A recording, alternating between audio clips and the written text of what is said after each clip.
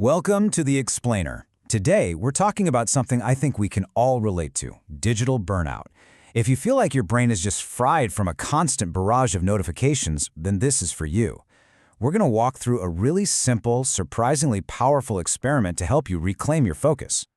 So, let's kick things off with a little horror story that might feel, well, a bit too familiar. Does your day start not with a sunrise, but with that harsh blue glow of your phone screen? Is your thumb already scrolling through emails and social media before your feet have even hit the floor? If you're nodding along, you are definitely not alone. It's this feeling of your brain being hijacked, violated by a flood of messages and alerts before it's even fully awake. Our phones, these amazing little devices, have somehow turned into electronic shackles, and it is time to break free. So what's really going on here? What is this constant digital connection actually doing to our brains? Let's get into it and try to understand why, even after what should have been a good night's sleep, you can wake up feeling completely exhausted. Think about it this way. A healthy, rested brain, it's full of energy, ready to go. But an overloaded one feels heavy, kind of like lead.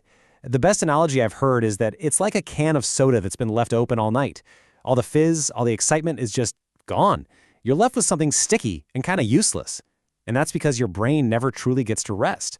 With your phone always within reach, it's stuck in this low-level fight-or-flight state, just waiting for the next ping. But there is a solution. And I'll admit, it's going to sound a little absurd at first, but the results are, well, they're kind of incredible. So let's talk about the strategy that could honestly feel like you've been given a brand new brain, the phone cage experiment. The whole idea is ridiculously simple. This isn't about some complicated app or a 10-step digital detox plan. Nope. It's just about creating physical and psychological distance. You're literally giving your phone its own little home, a place that is absolutely not in your pocket or on your nightstand. And here's the best part. This is not another test of your self-discipline. Come on, let's be real. Most of our willpower is completely toast by 3 in the afternoon, right? The key to making this actually work, to making it stick, is to create a simple, repeatable ritual. It's about building a system, not just gritting your teeth and forcing it. Okay, so let's get practical. How do you actually build one of these isolation zones? We're going to cover how to set this up for a peaceful night's sleep at home and for a super focused day at the office. So, starting at home. Step 1. Find your phone's cell. This could be any kind of container, a nice wooden box, a cool decorative tin, whatever. Just make it feel a little special.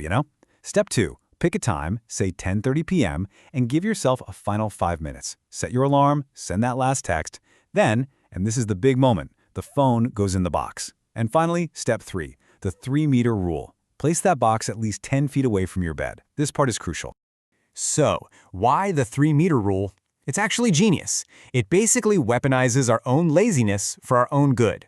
When you're all comfy in bed and that little itch to scroll starts, the thought of physically having to get up, walk across the room, and open a box is often just enough of a hurdle to make you think, nah, not worth it. And just like that, you're free. All right, now for the office, the belly of the beast. To create your digital isolation zone at work, first, make your phone disappear. Seriously, put it in a drawer, an opaque box, anything. Out of sight, out of mind isn't just a saying, it's neuroscience. Second, set up a digital buffer. You can use features like a whitelist, so only calls from, say, your family or your boss can actually get through. And third, have something else for your hands to do.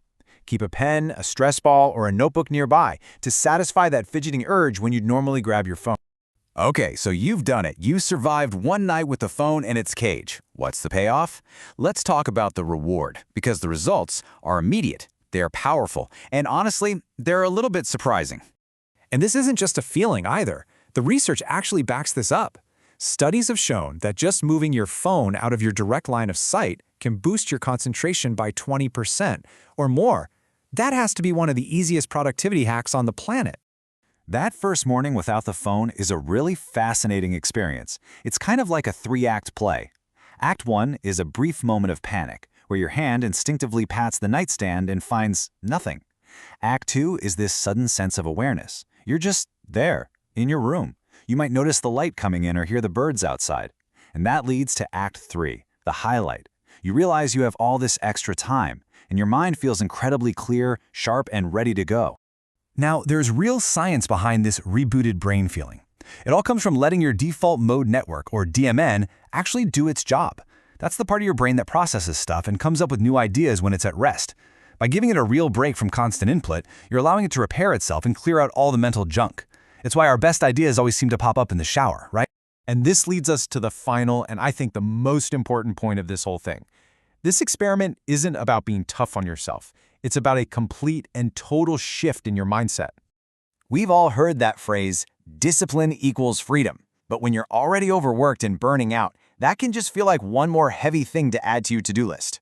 The philosophy here is so much simpler and frankly, more compassionate. It's just about being kinder to your own mind. This quote really nails it. When you put your phone in that box, you're making a physical statement. You're telling the world, and more importantly, you're telling yourself, for these next few hours, I don't owe anyone an instant reply. My time and my attention are mine. At the end of the day, this is about taking responsibility for the right things. Your number one duty isn't to that 11 p.m. email or to that group chat that won't stop buzzing. It's to your own well-being. It's to your sleep, your peace, and the health of that amazing but overloaded brain of yours. And here is the beautiful truth you're going to discover. The world will be just fine without you for 8 hours. I promise. No emergencies will go unsolved, no empires will crumble. But your inner world? That's where the real transformation happens. It will finally get the quiet space it needs to reset, to rebuild, and to find its balance again. So this isn't some abstract theory to think about. It is a simple, physical action you can take tonight, right now. Here's your mission, should you choose to accept it. Find a box, any box. Pick a time, put the phone in, put the lid on, and just see what happens.